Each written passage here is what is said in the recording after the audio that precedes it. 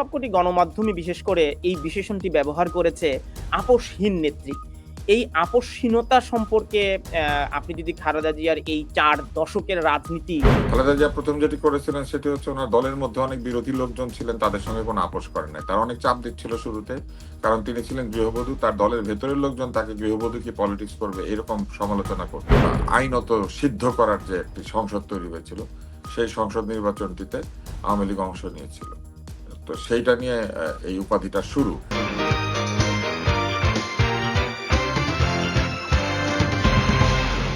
খালেদা জিয়ার এই অনন্ত যাত্রা নিয়ে আমাদের আলোচনা।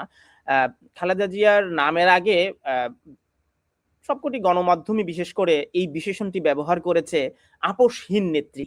এই আপোষহীনতা সম্পর্কে আপনি যদি খালেদা জিয়ার এই ৪ দশকের রাজনীতি একটু বিশ্লেষণ করেন তাহলে এই নতুন যারা আপোষহীনতা শুরু হয়েছিল এরশাদের শাসন আমলে। খালেদা জিয়া প্রথম যেটি করেছিলেন সেটি হচ্ছে ওনার দলের মধ্যে অনেক বিরোধী লোকজন ছিলেন, তাদের সঙ্গে কোনো আপোষ করেন নাই। তারা অনেক চাপ দিচ্ছিল শুরুতে, কারণ তিনি ছিলেন গৃহবধূ। তার দলের ভেতরের লোকজন তাকে গৃহবধূ কি পলিটিক্স করবে এরকম সমালোচনা করতেন, এবং কিছু লোক তো দল ছেড়েই দিলেন এবং এরশাদের সঙ্গে হাত মিলালেন, যার মধ্যে ওবায়দুর রহমান ছিলেন, মওদুদ আহমেদ ছিলেন। এরা তো সব এরশাদের সঙ্গে হাত মিলিয়েছিলেন। তো সেটা ছিল এক ধরনের আপোষহীনতা। কিন্তু তিনি প্রকৃত আপোষহীনতার যে উপাধিটি পেয়েছিলেন সেটি ঘটেছিল যখন এরশাদের অধীনে নির্বাচনে যদি কেউ যায় তাকে জাতীয় বেঈমান বলে ঘোষণা করা হবে, এরকম একটি ঘোষণা দিয়েছিলেন তদানীন্তন আওয়ামী লীগেরই সভানেত্রী, আমার যতদূর মনে পড়ে, লালদিঘিতে। এবং তারপরে একটা সিদ্ধান্ত হচ্ছিল যে দুই দলের বা দুই জোটের দুইজন নেত্রী দেড়শো দেড়শো আসনে এরশাদের বিরুদ্ধে প্রতিদ্বন্দ্বিতা করবেন, মানে এরশাদের সংসদ নির্বাচনে।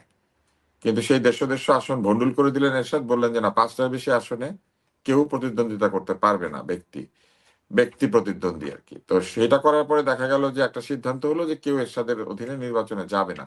কিন্তু মধ্যরাতে আওয়ামী লীগ সিদ্ধান্ত নিল যে তারা নির্বাচনে যাবে। তখন আওয়ামী লীগ পেয়ে গেল জাতীয় বেঈমান উপাধি, আর উনি পেলেন আপোষহীন উপাধি।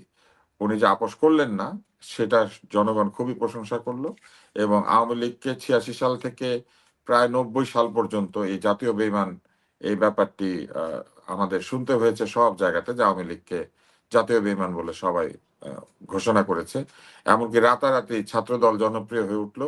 জাসদ ছাত্রলীগ, জাতীয় ছাত্রলীগ, বাংলাদেশ ছাত্রলীগ সব পিছিয়ে পড়লো ছাত্রদলের জনপ্রিয়তার কাছে। এর বড় কারণ ছিল ওই নির্বাচনে যোগ দেওয়া এরশাদের অধীনে, এবং এরশাদকে এক ধরনের নৈতিক যে লেজিটিমাইজ করা বা আইনত সিদ্ধ করার যে একটি সংসদ তৈরি হয়েছিল, সেই সংসদ নির্বাচনটিতে আওয়ামী লীগ অংশ নিয়েছিল। তো সেইটা নিয়ে এই উপাধিটা শুরু। এবং এরপরে বিভিন্ন সময়ে তিনি তার এই আপোষহীনতার চরিত্রটি দেখিয়ে গেছেন। 1/11-এর সময় তিনি আহ আপোষ করেন নাই, তাকে বিদেশ চলে যেতে বলা হয়েছিল, তিনি যেতে রাজি হন নাই, এবং এক ধরনের ডিলে আসার চেষ্টা করা হয়েছিল তার সাথে, সেইখানেও তিনি রাজি হন নাই। এবং পরবর্তীতে তিনি কিন্তু আহ গত সরকারের সময়ও শেখ হাসিনার যে শাসন, সেখানেও তাকে একাধিকবার বিদেশে চলে যাওয়া বা নির্বাচনের ব্যাপারে কম্প্রোমাইজ করা, এরকম নানান প্রস্তাব দেওয়া হয়েছিল বলে আমরা শুনেছি। তিনি সেইগুলোতে আপোষ করেন নাই, এবং তাকে একটি অদ্ভুত মামলাতে কারাবরণ করতে হয়েছিল, যে মামলাটি নিয়ে অনেক ধরনের প্রশ্ন আছে। তো সেই কারাবরণ করার ক্ষেত্রেও তিনি কিন্তু কারাবরণ করেছেন, এবং কোনো ধরনের চাপের কাছে নতি স্বীকার করেন নাই। তো এইসব কারণে তার একটি আপোষহীন চরিত্র বা আপোষহীন নাম তার এটি হয়েছে, মানে তিনি নন কম্প্রোমাইজিং বা আনকম্প্রোমাইজিং। তবে একজন রাজনীতিবিদ তার সব জায়গাতে আনকম্প্রোমাইজিং থাকেন না, তবে কিছু কিছু মৌলিক জায়গাতে তিনি আসলে আনকম্প্রোমাইজিং ছিলেন বলে তিনি এই আপোষহীন খেতাবটি পেয়েছেন।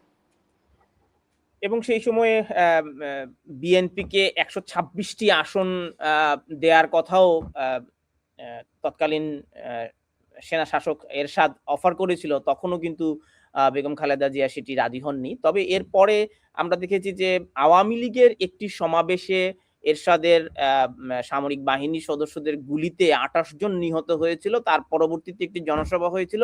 সেই জনসভার ছবিটি আসলে সামাজিক যোগাযোগ মাধ্যমে ভাইরাল হয়েছে। আমি জানি না আপনার এটা নজরে এসেছে কিনা। তখন কিন্তু সেই জনসভায় উপস্থিত ছিলেন না শেখ হাসিনা, কিন্তু সেখানে উপস্থিত ছিলেন বেগম খালেদা জিয়া। তো আওয়ামী লীগের জনসভায় বেগম খালেদা না, জিয়ার উনি এমন এরকম আরো করেছেন। আমাদের যখন ৯০-এর গণঅভ্যুত্থান হচ্ছিল তখনও তিনি শহীদ মিনারে চলে এসেছিলেন, এবং তিনি কিন্তু আসলে এরকম আরো করেছেন। তিনি সাহসের সাথে এই ধরনের আন্দোলনে সরাসরি চলে এসেছেন, এটা তিনি করেছেন।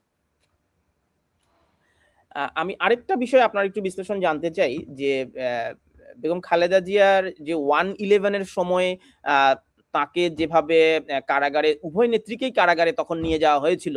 কিন্তু তাকে তখন বিদেশে চলে যাওয়ার জন্য বলা হয়েছিল এবং যেকোনোভাবে -2 প্রচন্ডভাবে কার্যকর করার একটি উদ্যোগের কথা নানাভাবে আলোচিত হচ্ছিল। কিন্তু তখনও তিনি যাননি। আ এবং তার একটি বক্তব্য সামাজিক যোগাযোগ মাধ্যমে ভাইরাল হয়েছে। তার বিদেশে কোনো ঠিকানা নাই, বিদেশে কোনো বাড়ি নাই। এটাই আ আ তার বাংলাদেশই তার ঠিকানা। এবং এই বিষয়টি বাংলাদেশের একজন রাষ্ট্রপ্রধান সাবেক একজন রাষ্ট্রপ্রধান হিসেবে আপনি কিভাবে মূল্যায়ন করেন? সেটাই কি স্বাভাবিক না? একজন রাষ্ট্রপ্রধানের বিদেশে বাড়িঘর থাকবে কেন? বরং এই যে বাংলাদেশের মন্ত্রীদের, মিনিস্টারদের এবং অন্যান্যদের যে বিভিন্ন জায়গায় বাড়িঘর আবিষ্কার হচ্ছে, এটাই তো লজ্জার বিষয়। তো তিনি যেটা বলেছেন এটাই তো স্বাভাবিক। বাংলাদেশের একজন প্রধানমন্ত্রীর বাড়িঘর বিদেশে হবে কেন? মানে এটা তো হওয়ার কথা না। ফলে এইটা আলাদা করে আমার কাছে কিছু মনে হচ্ছে না। বরং অন্যদের যে বিদেশে বাড়িঘর আবিষ্কৃত হচ্ছে, এটাই আমার কাছে বরং খুব হতাশাব্যঞ্জক এবং খুবই দুঃখজনক বলে মনে হয়। যেমন গত সরকারের একজন মন্ত্রীর নাকি ১০০ র উপরে বাড়িঘর আছে, না ৩০০, আমি জানিও না। তারা গুনতে পারেন না এত বাড়িঘর তারা করেছেন বিদেশে। তো আমার আমার কাছে মনে হয় যে তার বিপরীতে উনার বিদেশে বাড়িঘর নাই, এটাই তো স্বাভাবিক। তিনি তো বাংলাদেশের প্রধানমন্ত্রী। একজন বাংলাদেশের প্রধানমন্ত্রী, একটি বড় দলের নেতা, তার কি বাংলাদেশে অভাব থাকার কথা যে তার বিদেশে বাড়িঘর লাগবে?